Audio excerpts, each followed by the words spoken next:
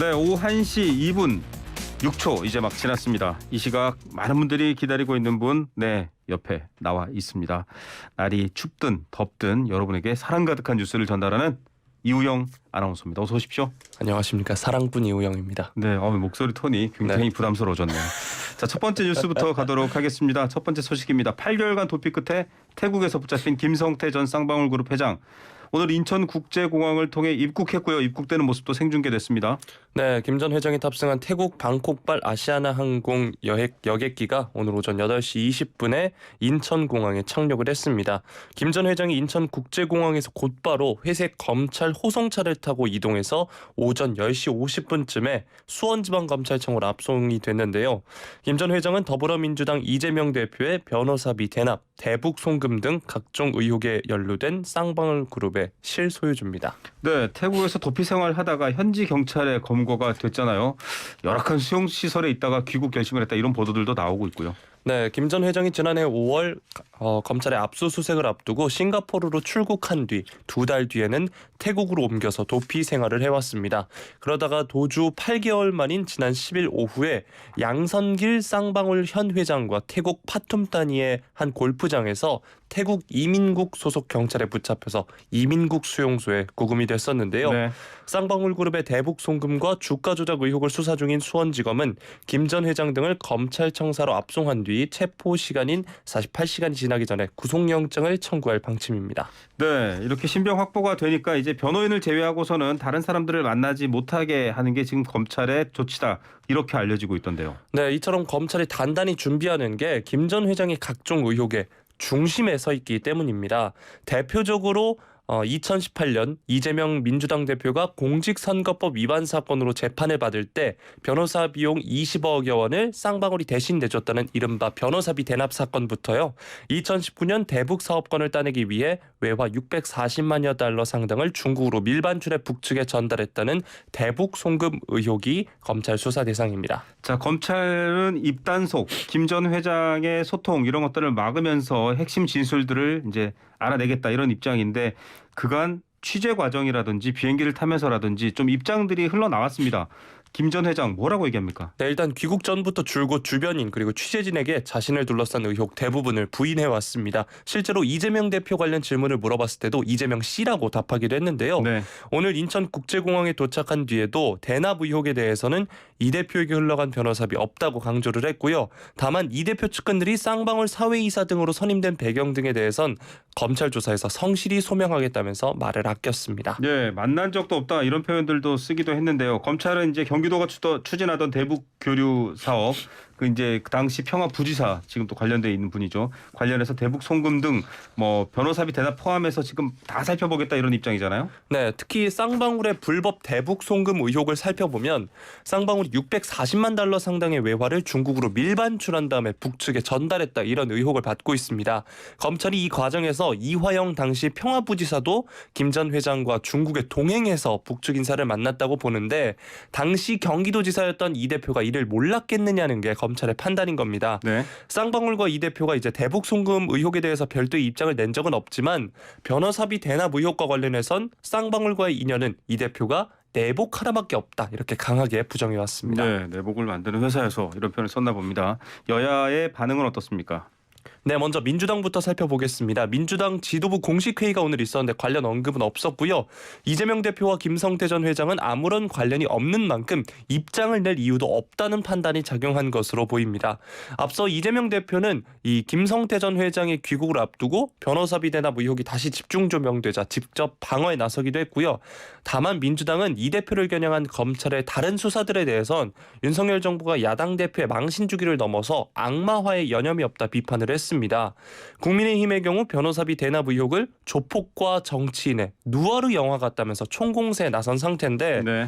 국민의힘은 이재명 대표가 불체포 특권을 이용해서 사법 리스크를 피해가고 있다. 당당하면 검찰에 가서 조사를 받고 나오면 될 일이다 이렇게 비판을 했습니다. 네, 자 이런 요구를 하고 있고 지금 성남 FC 같은 경우는 직접 또 소환 조사에 응해서 조사를 받았죠. 어제 또 여러 가지 얘기들도 나오긴 했습니다만 위례 대장동 개발 비리 의혹의 정점으로 이재명 대표를 검찰은 지목하고 있습니다. 아직 수사 중이고 여러 가지 물증 얘기는 안 나오고 있는데 소환 조사 얘기가 나왔어요. 네, 어제 법조계에 따르면 서울중앙지검 반부패 수사부는 이 대표 측의 배임, 부패방지법, 이해충돌 방지법 위반 등 혐의로 이달 27일에 검찰에 나와 조사를 받으라고 통보를 했습니다.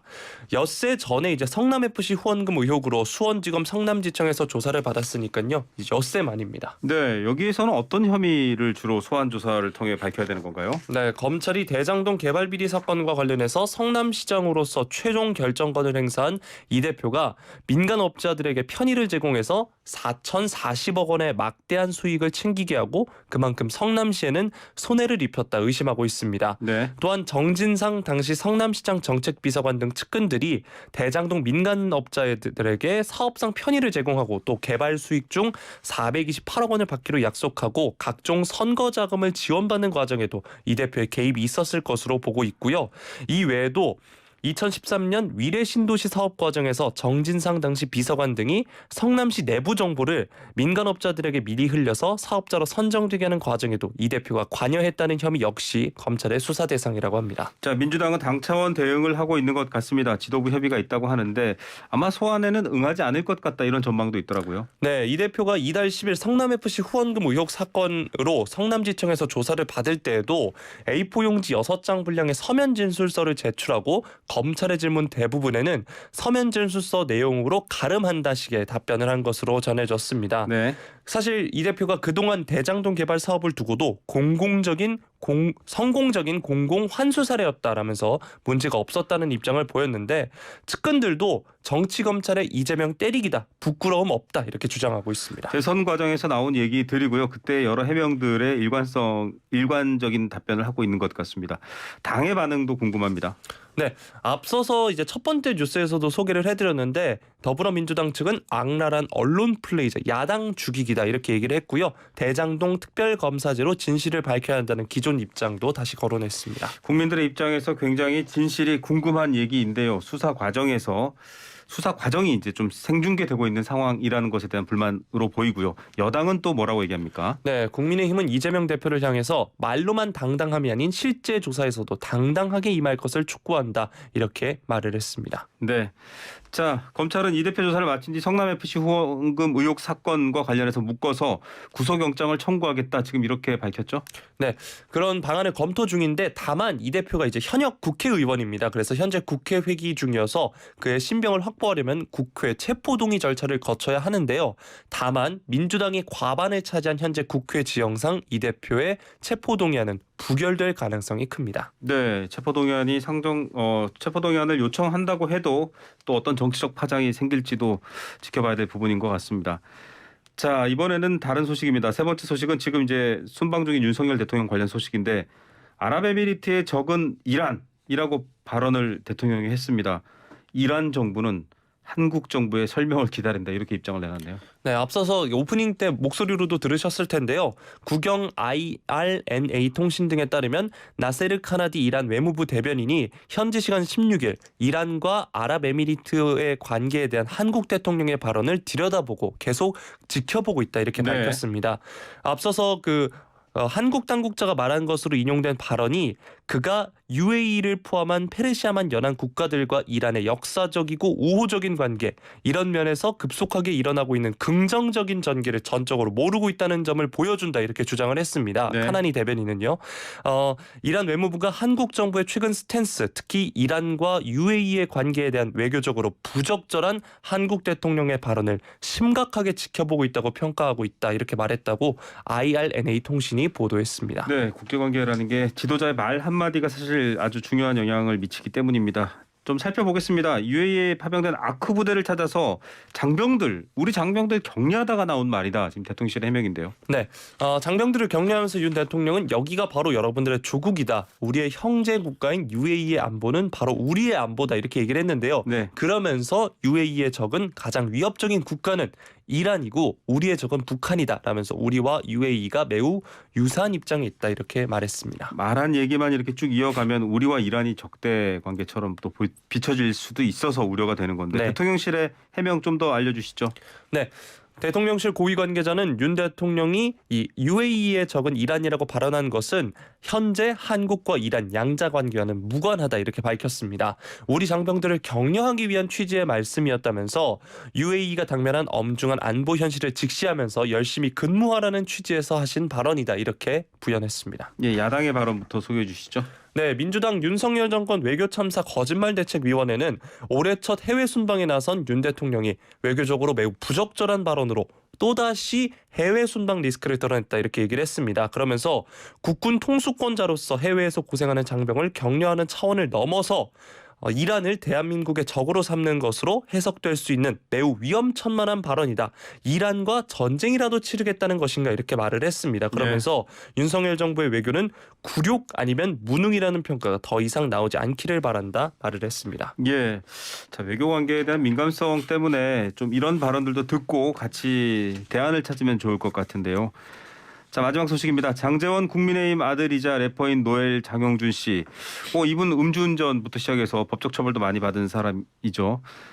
또다시 노래를 한 곡 불렀는데 전두환 시대를 언급했어요. 네, 노엘이 지난 13일 공개한 노래 강강강에 따르면 전두환 시대였다면 네가 나 건드리면 가지 바로 지하실 이런 가사를 담았습니다. 네. 공식 음원이라기보다는 이 사운드 클라우드라는 플랫폼을 통해 공개를 한 건데요. 네. 래퍼 플리키뱅이 노엘의 과거 음주운전 전과 또 경찰관 폭행 등을 꼬집은 노래를 발표하자 맞받아치는 일명 맞디스 곡을 내놓은 겁니다.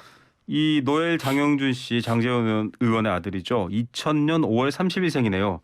전두환 시대 한참 뒤에 태어나신 네. 분인데. 자, 엄청난 비난 여론이 일죠. 네, 온라인상에서 노엘이 전두환 정권 당시 피해자들을 조롱하고 역사적 비극을 경시했다는 비난이 들끓었습니다. 일부 누리꾼은 또 노엘의 할아버지이자 장 의원의 아버지인 장성만 전 동서학원 이사장이 전두환 정권 시절 집권 여당인 민주정의당 소속이었던 점까지 언급하기도 했는데요. 물론 아들의 잘못과 아버지의 잘못을 연좌제식으로 비난할 수는 없습니다. 네. 하지만 이른바 윤핵관의 핵심 인물로 여겨지는 장 의원의 위치가 요즘 두드러지고 있는 이런 시대에 이런 노래를 부른 게 적절하진 않았다 이런 반응은 나오고 있고요. 현재 노엘이 이 곡을 공개한 사운드 클라우드에는 이 곡을 찾아볼 수 없는 상태라고 하는데 유튜브에는 그대로 남아 있습니다. 노엘은 이제 해당 논란 이후 본인 인스타그램 계정을 비공개로 전환하기도 했습니다. 전두환 씨가 광주 시민 200명을 총으로 학살한 사람이죠. 어떻게 이런 인식을 갖고 있는지도 참 놀랍습니다. 진중권 광운대학교 교수도 관련해서 발언을 했네요. 네, 진중권 광운대 교수는 이 링크를 올린 뒤에 너희들이 몰라서 그렇지 실은 우리 아빠가 이 나라 대통령이야. 전두환 시절이었으면 너희들 다 죽었어. 뭐 이런 얘기다. 사실상 이런 해석이다 라면서 해석을 내놨습니다. 이미 성인이 된 아들이긴 합니다만 이거 장제원 의원 측에도 별로 좋지 않을 텐데 왜 자꾸 이런 사회적 물의를 일으키는 발언들이 파장이 될까요? 공개가 되고. 네, 사실 앞서서도 말씀해 주셨지만 2019년 음주운전 또 운전자 바꿔치기 등의 혐의로 징역 1년 6개월에 집행유예 2년을 선고받은 바 있습니다. 또 2년 뒤에는 다시 무면허 운전사고를 내고 경찰관을 폭행하기까지 했는데요. 징역 1년을 선고받아 지난해 10월까지 구치소에 수감됐습니다. 장 의원 측에서는 입장이 있습니까? 네, 장 의원은 현재까지 아무 말도 하지 않고 있습니다. 물론 이전에 음주운전, 운전자 바꿔치기 논란 등이 일어났을 때 자식을 잘못 키웠다는 것부터 자숙하겠다는 말을 남긴 바 있는데 2년마다 페이스북에 아들을 대신한 사과문을 올려야 했다라고 합니다. 어떻게 보면 2023년 이제 또 2년이 지난 게 아닌가 싶습니다. 예, 이게 무슨 왜 이렇게 되는지 국민들이 납득할 수 없을 것 같고요. 무엇보다 진정성 어린 사과를 할 수 있을지 그 사과를 들었으면 좋겠다는 바람도 있습니다. 청취율 조사 기간입니다. 안내해 주시죠. 네, 청취율 조사 기간 퀴즈 안내해 드리도록 하겠습니다. 저희가 커피 쿠폰 선물로 준비했는데요. 샵 0945번으로 50원의 이용료가 드는 문자 메시지로 다음에 퀴즈 정답 보내주시면 추첨을 통해 커피 쿠폰 선물로 드립니다. 네. 자, 퀴즈입니다. 여러분이 지금 듣고 계신 YTN 라디오 이슈앤피플 진행자는 누구일까요? 1번 이우영. 네, 인기 아나운서고요. 축구와 스페인어를 방송만큼 잘합니다. 축구 관계자분들 많이 찾아주시기 바랍니다. 2번 박준범. 파마가 아주 잘된 베테랑 PD입니다. 네. 3번 정혁진. 역시 장신의 젊은 피 아주 뛰어난 작가입니다. 4번 김우성. 설명이 필요 없고 설명 별로 하고 싶지 않네요. 네, PD 겸 진행자입니다. 아, 이래서 본인이 직접 소개하신다고 하셨군요. 네, 자 정답을 아시는 분은 휴대전화 문자메시지 샵 0945번 50원의 유료 문자입니다. 이슈앤피플의 진행자 이호영, 박준범, 정혁진, 김우성 1234 과연 누구일까요? 지금 보내주시면 추첨해서 선물 보내드리고요. 월말에 저희가 일괄 커피 쿠폰 발송하겠습니다. 이호영 아나운서 감사합니다. 고맙습니다.